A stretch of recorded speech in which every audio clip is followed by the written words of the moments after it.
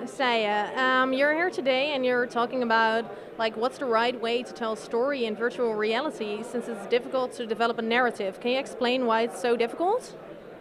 I don't think it's difficult. I think it's fun. Um, but we have to find new ways, and maybe new is difficult, but it's primarily fun. Um, but if we, what would be difficult is if we try to make it the same as film. So we have to make it.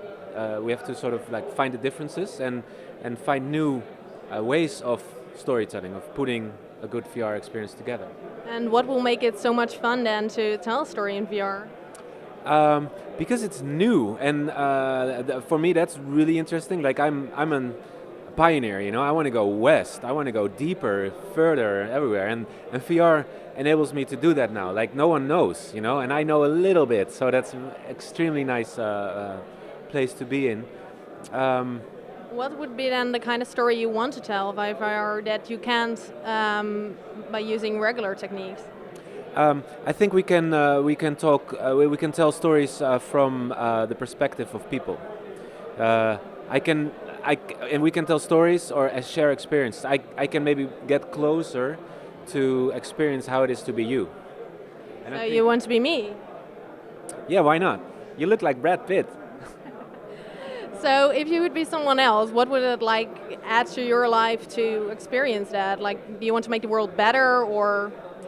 I would really like to make the world better, but of course, you wouldn't like. I'm quite idealistic, but let's not make VR more than it is. I think it's definitely a means to make the world better. It's probably at the same time a means to make the world worse. That's what happens with any technology. But it means that the good guys have to make like the good stuff. So you're trying to like search for the right ways and thereby not enable the other ones to make it worse. And how do you do that? Just by making the right stuff. And what is the right stuff? Stuff that's quality, stuff that inspires people, stuff that makes people understand each other better, stuff that teaches us stuff. Can you give me an example?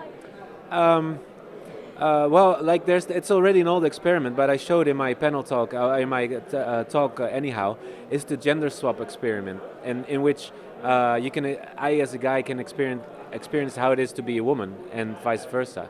That's a very clear example, but I think it could also be very interesting to be an Afro-American getting pulled over by American cops. And you tried it yourself, being a woman or an Afro-American? I didn't, but I've been trying to be Donald Trump quite a few times, making it, which is actually fun, if it stays fun. Yeah, did you become president or? Well, I made a piece. Do you see it or not? Do you see the panel No. talk? Oh, well, I made a piece. It's called "Inside Trump's Head," and you see the world through his eyes, and that's at least it's a good topic to make a lot of jokes. Yeah, I can imagine. Thank you so much for your time. You're welcome.